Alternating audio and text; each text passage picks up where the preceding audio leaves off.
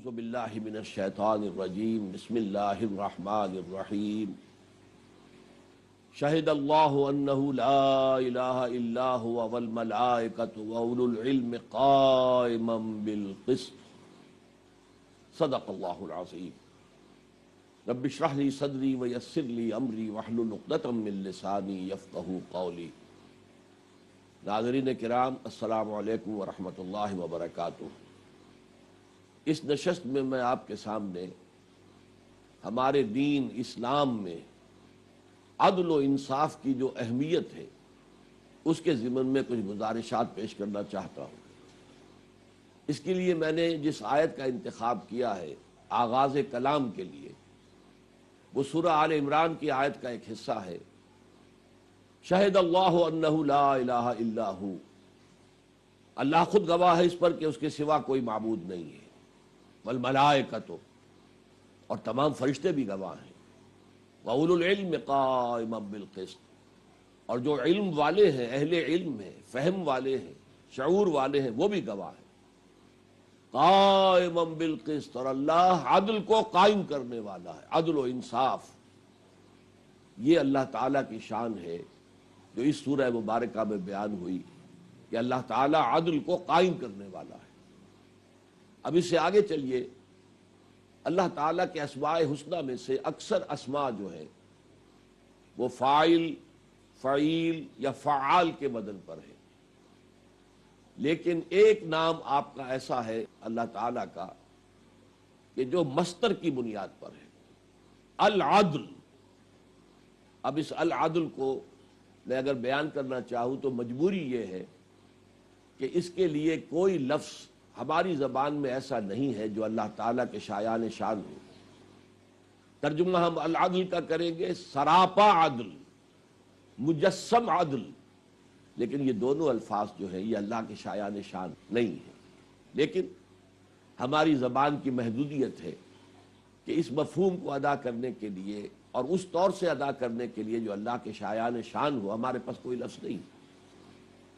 اب اس سے آگے چلیے، اسلام میں اللہ پر ایمان کے بعد اہم ترین شے رسولوں پر ایمان ہے، اور رسولوں کو اللہ نے کیوں بھیجا یہ سورہ حدید کی آیت نمبر 25 میں بیان ہوا۔ لقد ارسلنا رسلنا بالبینات وانزلنا معهم الکتاب والمیزان لیقوم الناس بالقسط، ہم نے اپنے رسولوں کو بھیجا واضح تعلیمات کے ساتھ۔ بین اس شے کو کہتے ہیں جو از خود واضح ہو، جیسے ہم کہتے ہیں کہ آفتاب آمد دلیل آفتاب، جب سورج طلوع ہو گیا تو اپنے وجود پر وہ خود دلیل ہے۔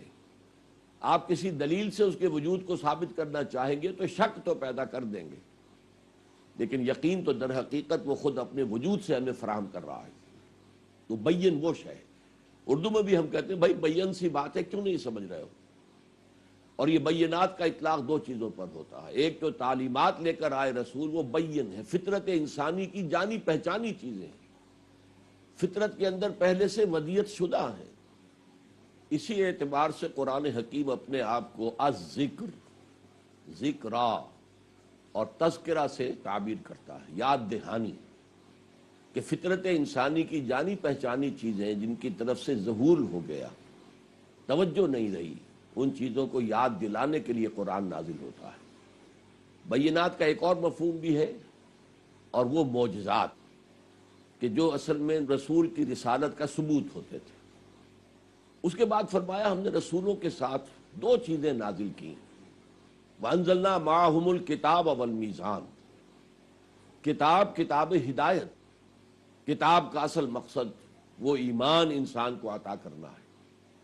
اس کے ساتھ میزان نازل کی، میزان میں تلے گی ہر شے، کس کا کیا حق ہے اور کس کا کیا فرض ہے، اور ان حقوق اور فرائض کے درمیان کیا توازن ہے۔ گویا کہ یہ شریعت ہے کہ جو اللہ تعالیٰ رسولوں کے ذریعے سے انسانوں کو عطا فرماتا رہا۔ اب آیا وہ اصل ٹکڑا جس کے لیے میں نے یہ طویل آیت آپ کے سامنے رکھی ہے، لیقوم الناس بالقسط، تاکہ لوگ عدل پر قائم ہوں۔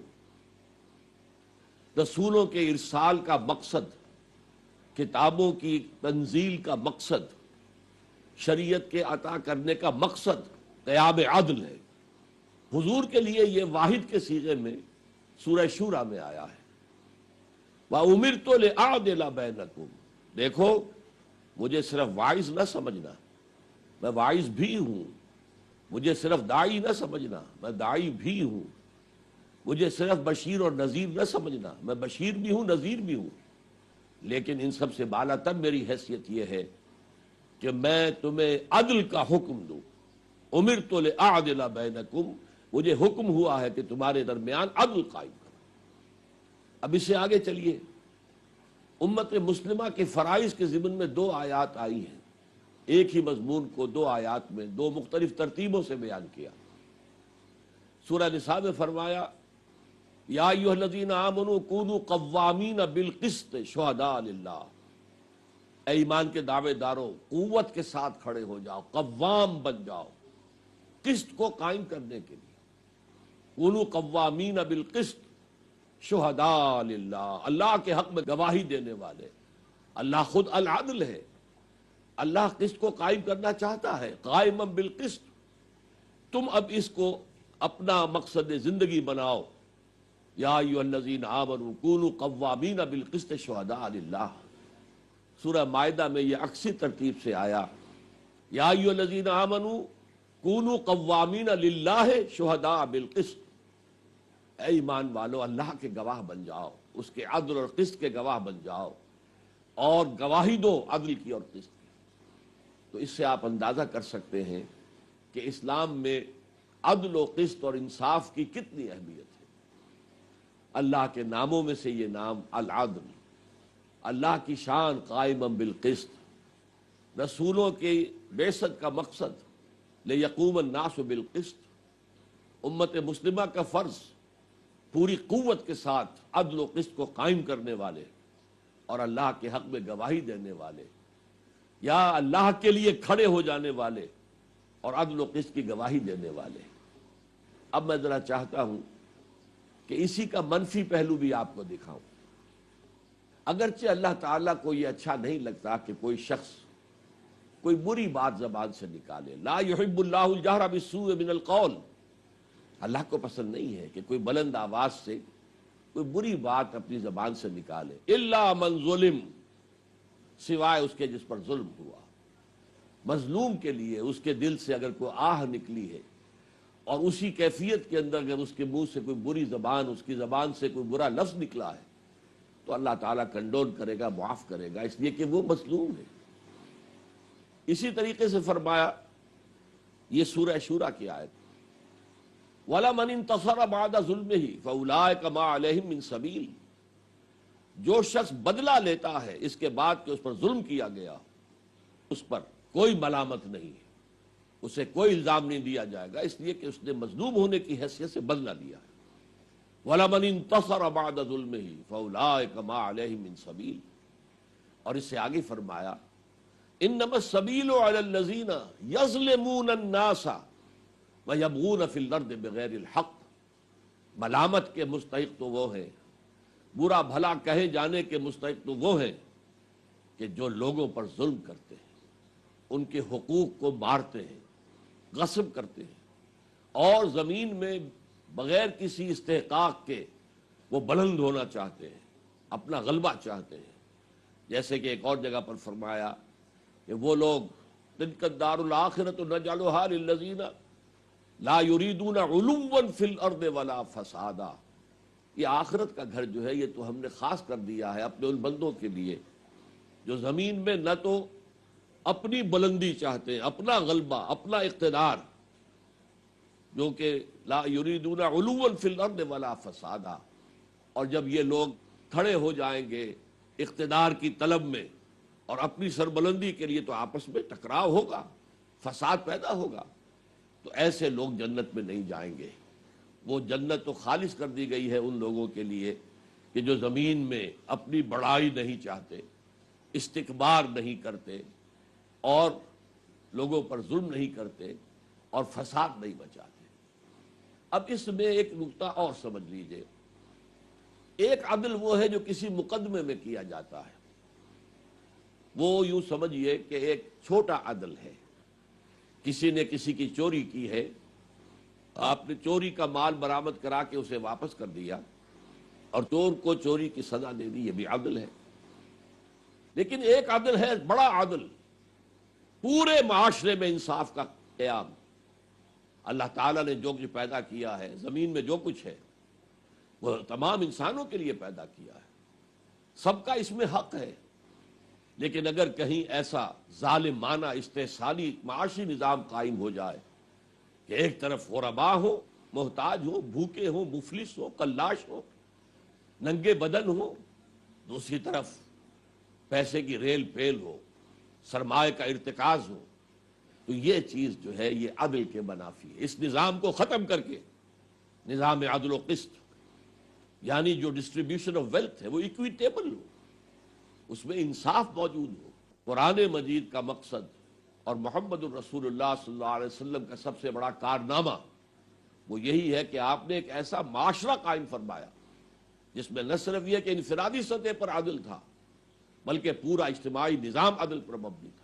یہ پیسج کوٹ کر کے ایچ جی ویلز نے لکھا تھا میں کیوں کہہ رہا ہوں یہ بتاؤں گا۔ Although the sermons of human fraternity, equality and freedom were said before also, and we find lot of such sermons in Jesus of Nazareth, but it must be said that it was Muhammad sallallahu alayhi wasallam who for the first time in history established a society based on these principles، کہ اگرچہ انسانی مساوات، انسانی حریت اور انسانی اخوت کے درس تو پہلے بھی بہت کہے گئے، وعظ پہلے بھی بہت کہے گئے، اب عیسائی ہونے کے باوجود کہتا ہے کہ ہمیں بہت سے وعظ ملتے ہیں حضرت مسیح علیہ السلام کے کلام میں، لیکن یہ ماننا پڑتا ہے، اٹ مسٹ بی ایکسیپٹڈ، کہ دنیا کی تاریخ میں پہلی مرتبہ ان اصولوں پر ایک معاشرہ قائم کیا محمد نے صلی اللہ علیہ وسلم،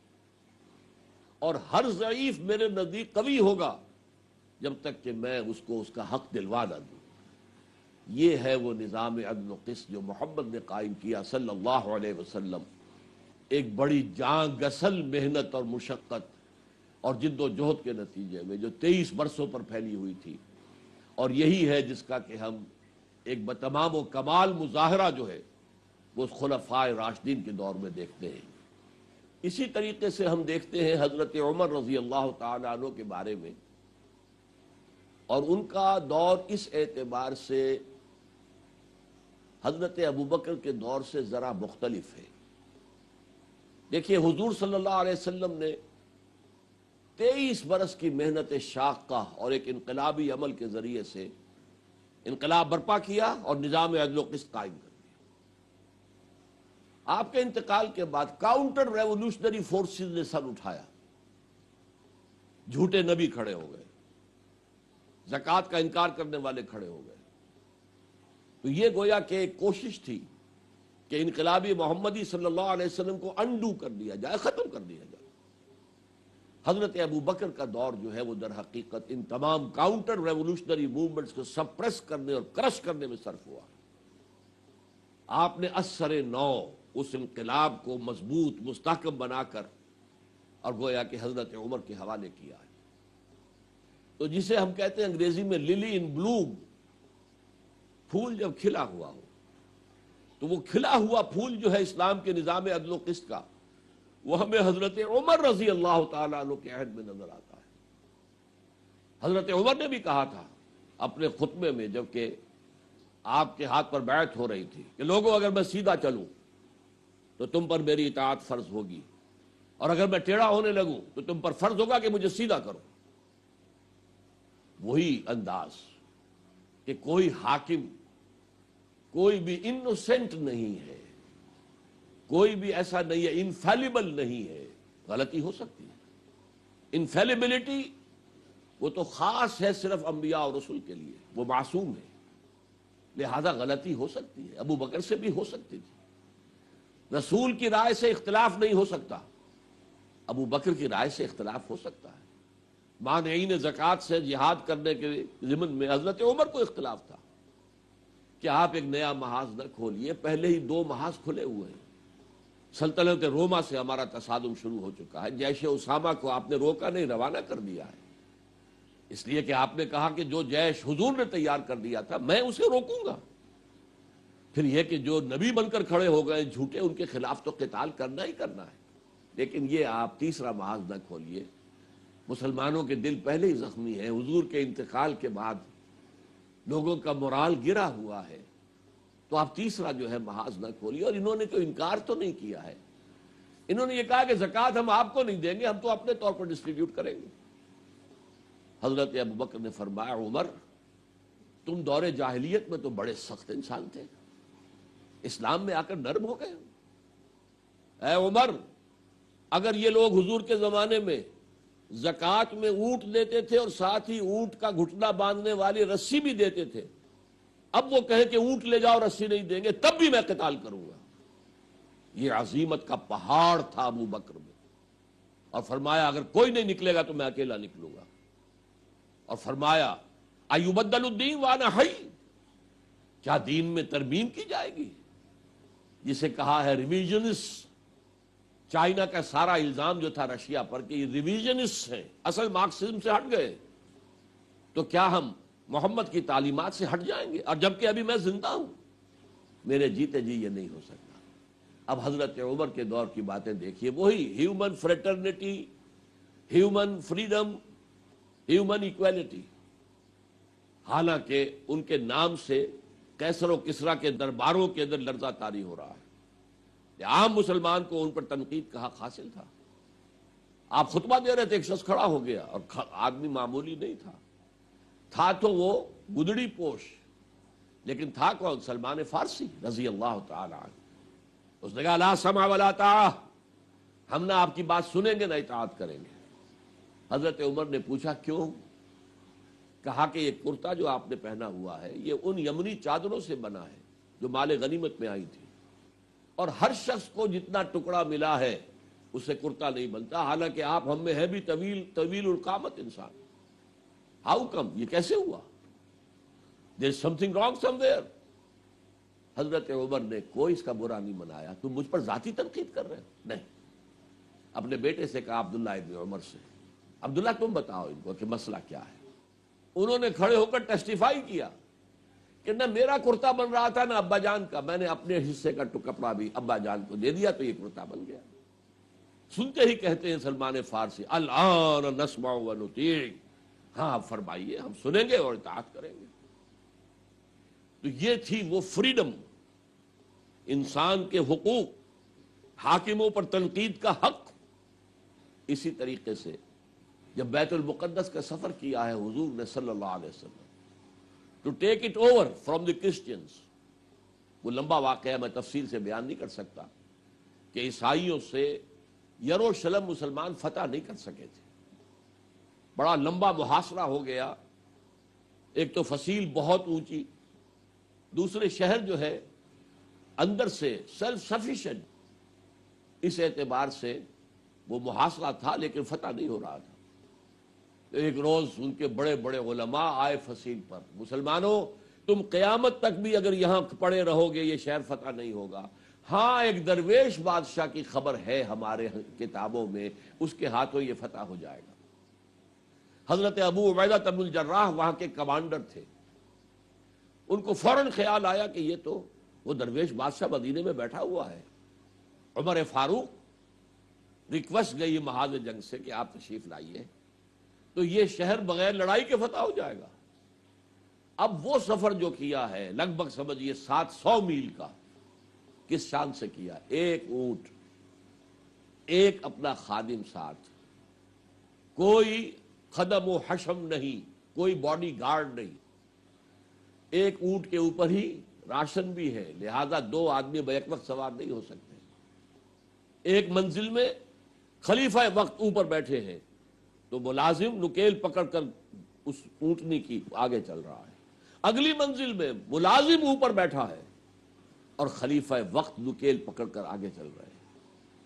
اب اس سے اونچی مساوات کہیں آ سکتی ہے؟ جب آخری منزل آئی تو وہ خادم کی باری تھی، اس نے ہاتھ جوڑ دیے، خدا کے لیے لوگ کیا کہیں گے؟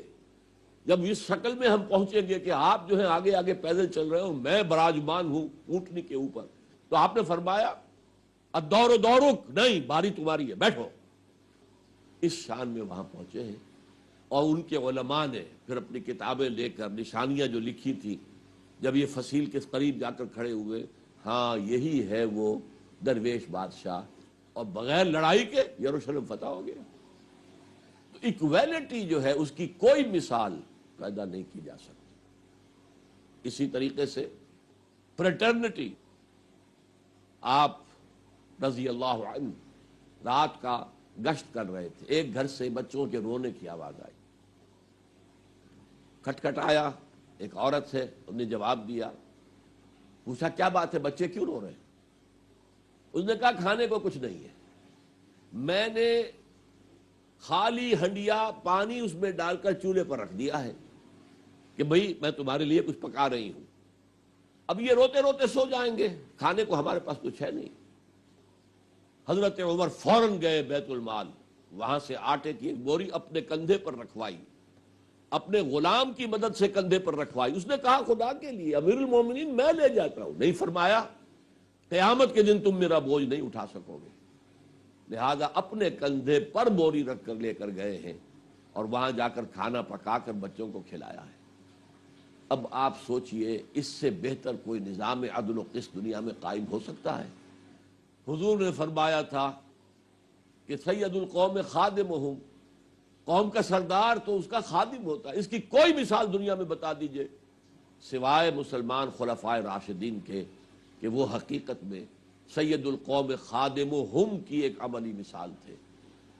اللہ تعالی ہمیں توفیق دے کہ ہم اسی عدل و انصاف کے قائم کرنے والے بن کر کھڑے ہو جائیں، اور عدل و انصاف کا وہ مکمل نظام دین حق ہے. هو الذی ارسل رسولہ بالہدی ودین الحق لیظہرہ علی الدین کلہ.